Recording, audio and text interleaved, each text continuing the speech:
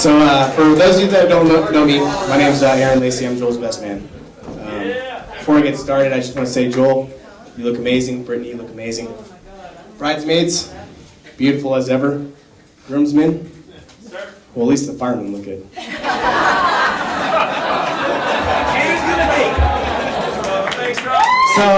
So everyone knows why we're here. We're here for that one very, very special event, the open bar. No, but speaking on the open bar and speaking about this amazing venue, I want to take this time out to recognize the father of the bride. Mark, everyone, yeah, thank you. Mark, you're an amazing father of an amazing speech. Jonna, you've supported Brittany. You and Mark have supported Brittany all through the way. Thank you very much for this joyous event, and this is awesome. I also want to recognize the mother of the bride and the stepfather of the bride, Sean and Shelley Lillard. Thank you very much for all that you've done for these two fine people and for this event tonight. Now the next parents are more like my second parents. So I crashed the Cecil household often as a child.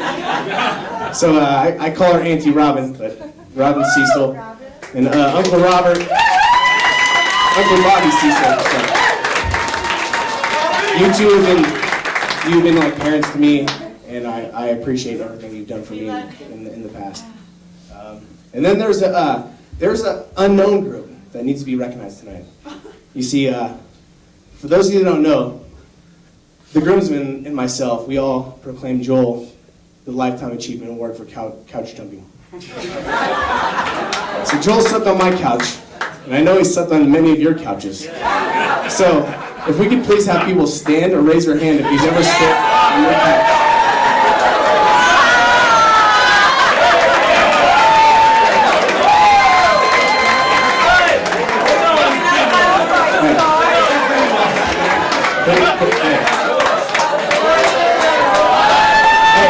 Thank you for helping me raise Joel.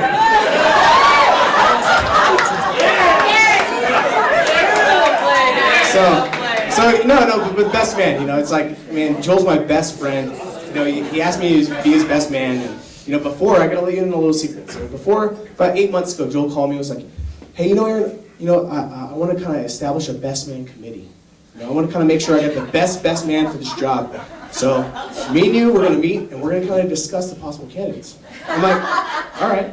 Cool. Yeah. So we met, we got together, and Joel was like, well, who do you think we should pick? And I'm like, well, what about Callie? And he's like, Caligari? He's all, the man that self-proclaimed himself as the Don? He's like, there's no way in hell we can have Callie. He's like, we don't want to get his head any bigger. So I was like, all right. So then I sat there, and Joel was like, hey, well, what about Andrew? And I'm like, Andrew Elliott. Now there's a candidate right there. I'm like, you know what, Joel? To be honest with you, Andrew has a hard time staying sober past 12 p.m., let alone handling any words more than 2 syllables. So he was out. So then I was like, all right, Joel, the elephant's in the room. We just need to give his name. What about your right-hand man, B. Cent? Santoni. So then Joel's like, I thought about Santoni, and Santoni would be perfect for the job. He's all, but after hearing the reviews from the Ride the Wave CD, he's all, we're really trying to cut down his mic time, so I don't want to give him any wrong impressions.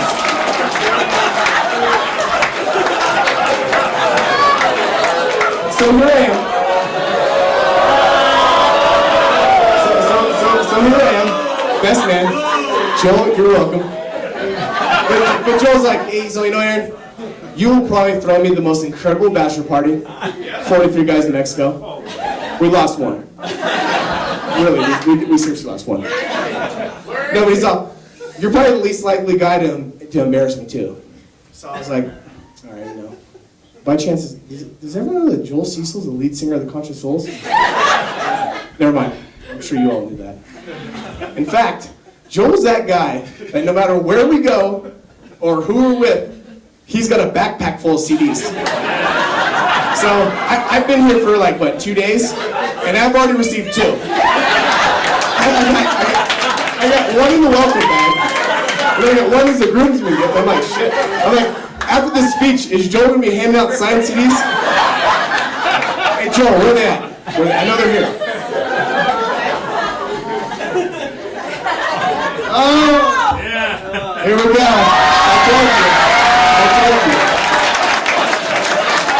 told you. So after my speech, please come up, ride the wave. Newest, latest hit from the Conscious Souls. He'll sign it. It's going to be a hit. No, but in all seriousness, I am probably the biggest Joel Cecil fan. I'm the biggest Conscious Soul fan. And any one of these guys could easily be Joel's best man. Okay? So I guess I should talk about how I met Joel. And you know how they always say that the best man speech, is only as long as the man can make... What? The best man speech is only as long as the groomsman can talk about Joel.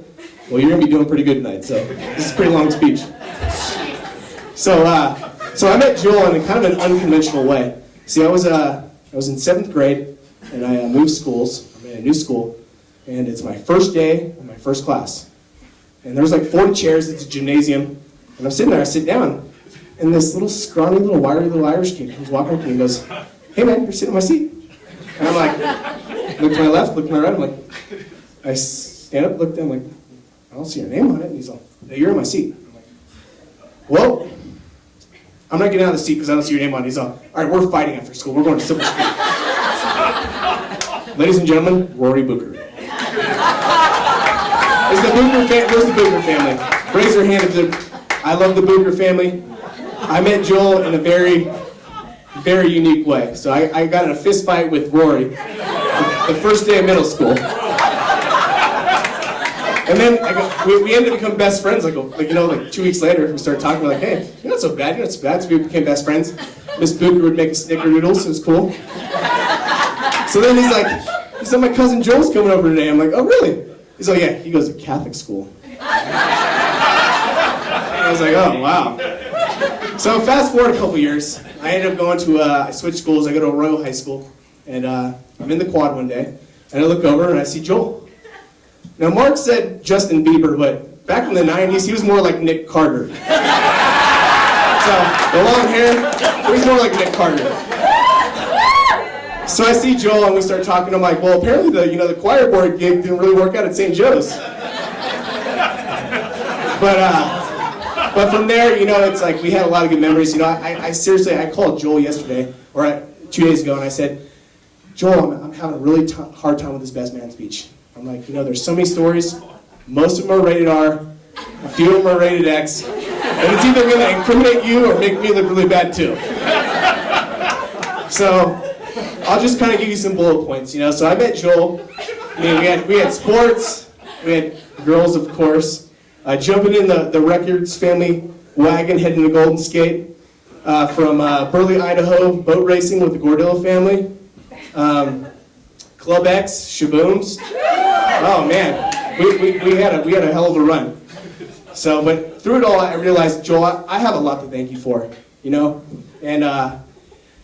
Joel's always been there for me. When I kind of had a really hard time as a young adult, I lost my grandparents, I lost my mother, and Joel was always there for me. And I want to thank you for that. I want to thank you for always showing me how to have a good time at work. See, if you can imagine, they actually put me and Joel on a 911 ambulance together. And not only did we pick up friends at bars, we went code 3 in the ambulance when we weren't supposed to. Christmas time was never the same in San Leandro because Joel's on the PA singing, "Chestnuts roasting, fire."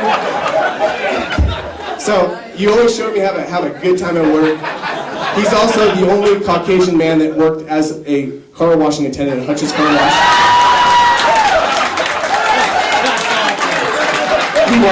He was. So Joel, I want to thank you. And most of all, I just want to thank you for being my best friend. I want to thank you for being my best friend.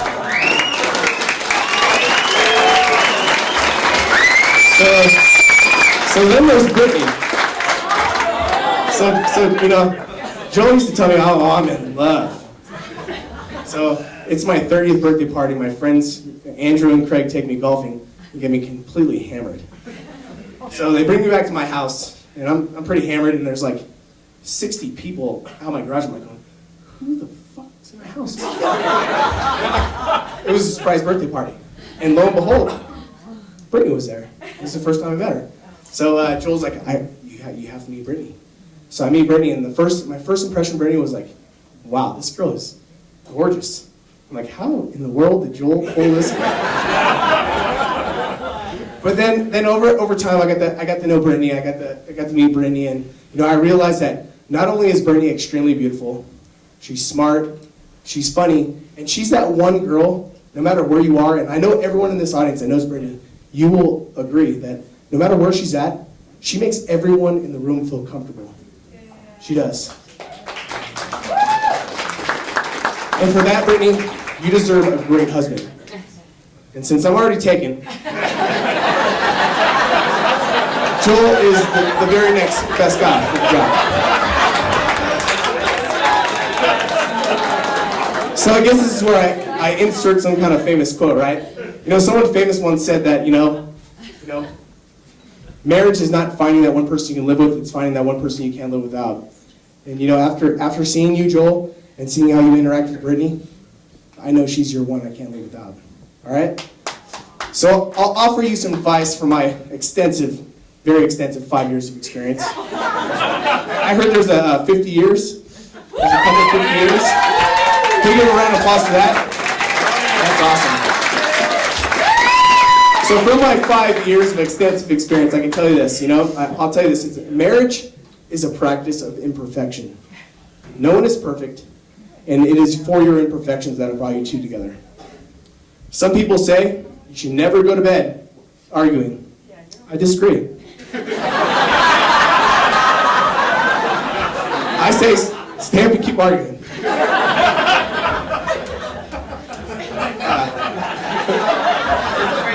Joel, I had to listen to this crazy song about 1,000 times after high school, and it was that song about wearing sunscreen.